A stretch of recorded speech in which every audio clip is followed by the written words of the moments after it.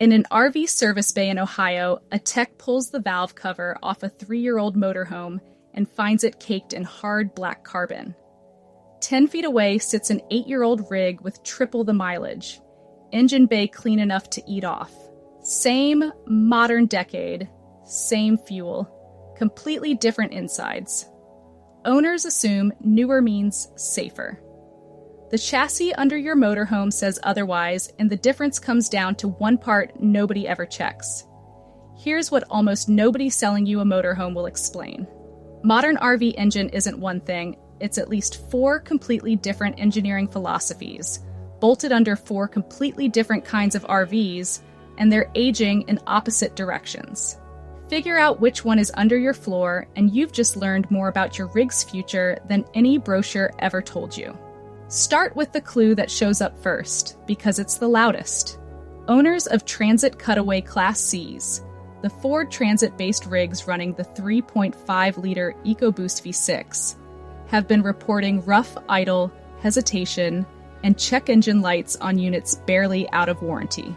Techs pull the intake and find the backs of the intake valves coated in hard, baked-on carbon, thick enough in the worst cases to visibly narrow the intake port. This engine is direct injected, first generation, pure direct injection with no port injectors backing it up. Fuel sprays straight into the cylinder and never touches the valve on the way in.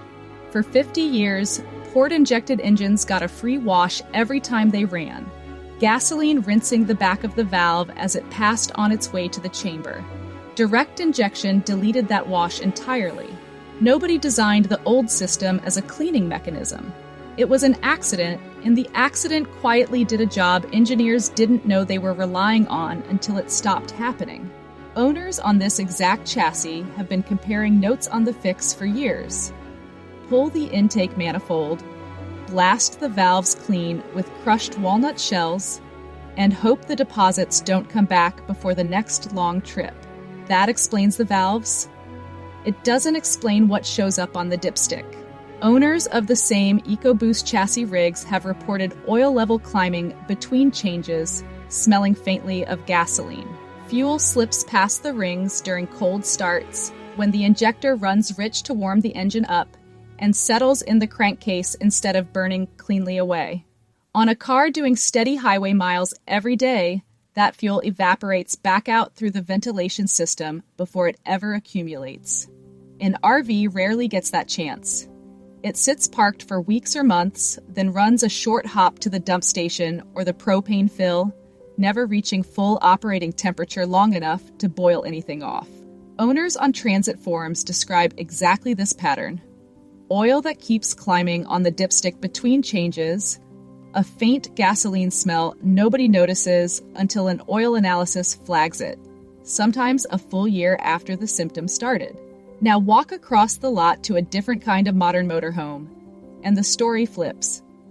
Most Class A coaches and the larger Class C rigs, the ones riding on Ford's F53 or E450 chassis, run the 7.3-liter Godzilla V8. Ford's own documentation is blunt about it.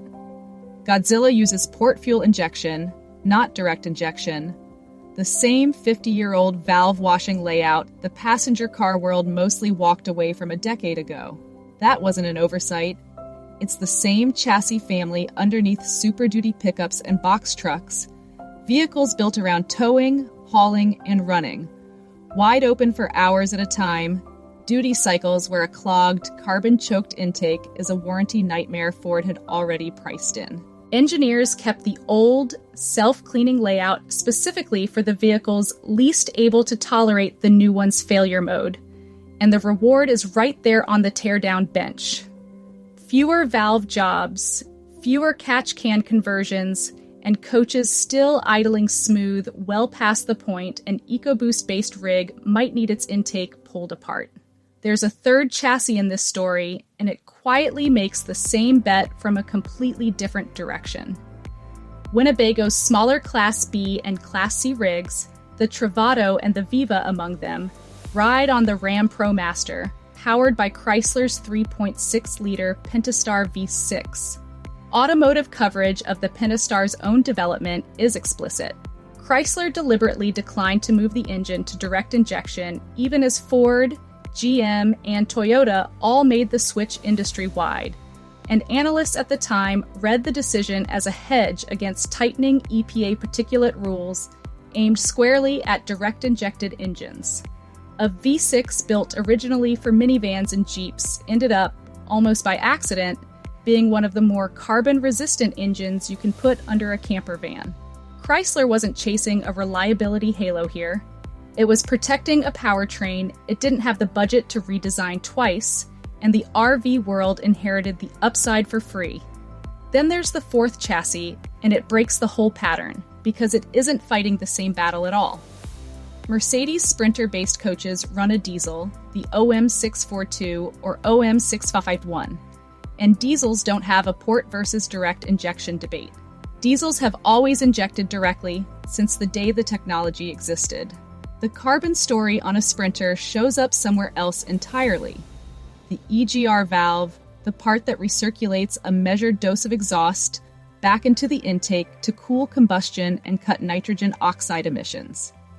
Diesel exhaust carries heavy soot, and that soot clogs the EGR valve and the intake passages behind it, especially on engines that spend more time idling and creeping through short trips than running steadily at highway load. Sprinter owner guides list exactly the same triggers RV owners already know from the gasoline side: excessive idling, short-distance driving, the wrong oil, all of it accelerating the exact same kind of buildup, just with soot standing in for baked fuel vapor.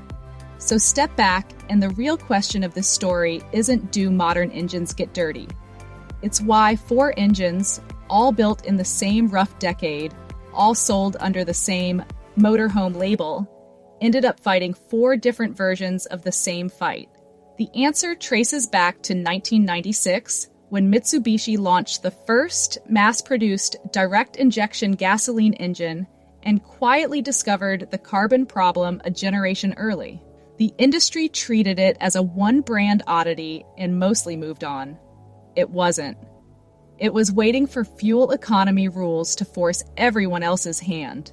Passenger car fleets faced brutal mileage targets through the 2000s and 2010s, and manufacturers reached for direct injection, turbochargers, and thinner oil to hit the numbers, exactly the path Ford's Transit engine followed. Some manufacturers, Volkswagen among them, eventually added a small port injector alongside the direct one on later engines specifically to restore the valve wash. Direct injection had deleted, essentially admitting the original trade-off had gone too far.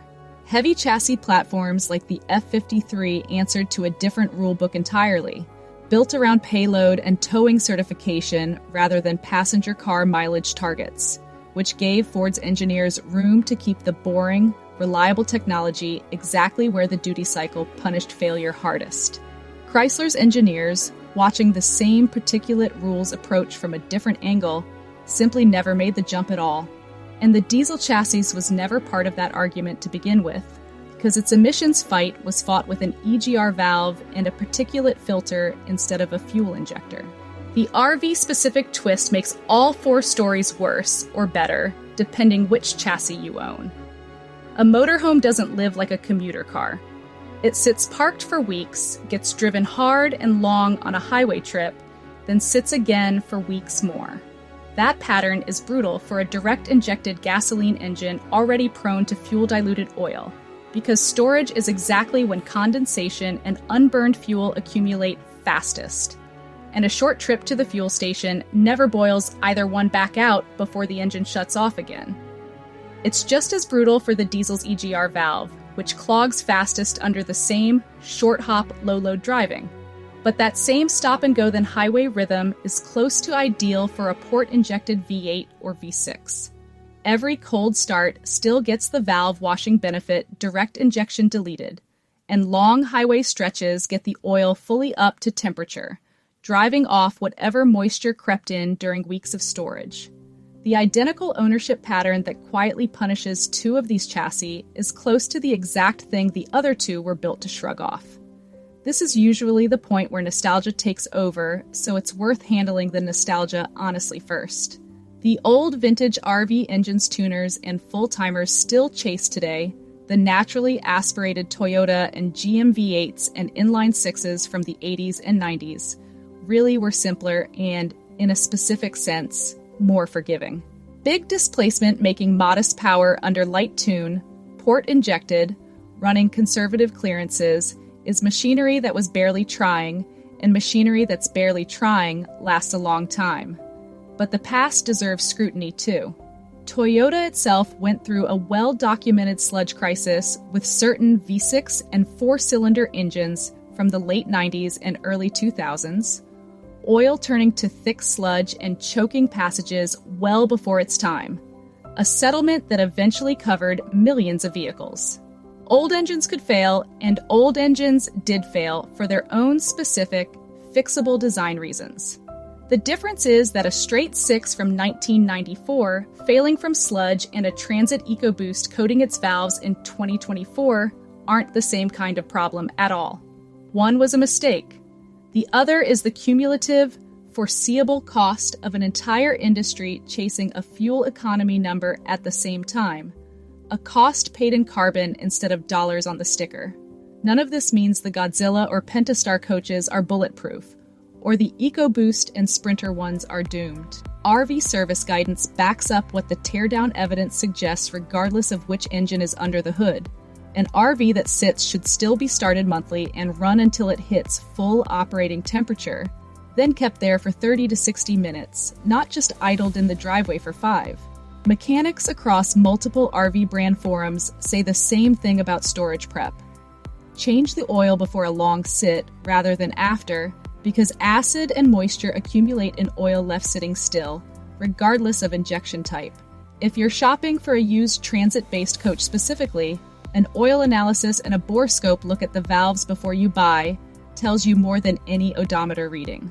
If you're looking at a Sprinter-based coach, ask when the EGR valve was last serviced, not just when the oil was last changed, and treat a rough idle or a hesitant restart as a soot symptom first, not a battery problem.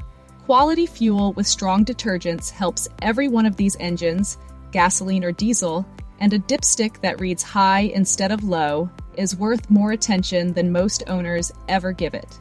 None of this is exotic advice. It's close to what a mechanic in 1985 would have told any owner, gasoline or diesel, and that's likely the point, because the strange thing showing up in these teardowns was never really a mystery substance. The carbon, the rising dipstick, the clogged EGR valve, motorhomes built in the same year aging at completely different rates. None of it is a factory defect. It's a record of 4 different engineering bets, made for 4 different jobs, all operating exactly as designed. One chassis was built to chase every fraction of a mile per gallon a passenger car mandate could demand. Another was built to survive towing a boat up a mountain pass in July without ever caring what it cost at the pump. A third just never had a reason to change at all. And the fourth was never playing the gasoline game to begin with. None of those bets is wrong. They were answering different questions, and the teardown bench is where the answer finally gets written down in carbon, one valve at a time. If you're shopping for a used motorhome or wondering why yours runs the way it does, the chassis tag by the driver's door tells you more than the model year ever will. Look for it before you look at anything else. If this helped, subscribe. There's more of this every week.